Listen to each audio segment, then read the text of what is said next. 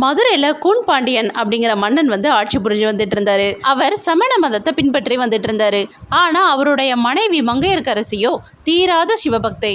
ஒரு நாள் கூன் பாண்டியனுக்கு உடம்பு உஷ்ணம் அதிகமாகி வெப்பு நோய் வந்துடுச்சு. சமணர்கள் வந்து அவங்களோட முறைப்படி வைத்தியம் வந்து பார்த்தாங்க.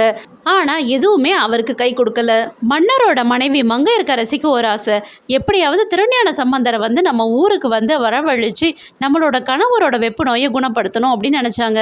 மன்னருக்கு தெரியாம திருஞான சம்பந்தரை மதுரைக்கு வரவழைச்சிட்டாங்க. ஆனா சமணர்களோ மன்னரை வந்து பார்க்க அவரை அனுமதிக்கவே இல்லை. எங்கள் மதத்தை விட உன்னோட மதம் சிறந்தது அப்படின்னு சொல்லி நிரூபிச்சுக்காமி அதுக்கப்புறம் உள்ளே விடுறோம் அப்படின்னு சொல்லி சொன்னாங்க. யாரோட மதத்தோட புனித நூல் வந்து நெருப்புலையும் நீர்லையும் போட்டாலும் அழியாமல் இருக்கோ அதுதான் சிறந்தது அப்படின்னு சொல்கிறாங்க.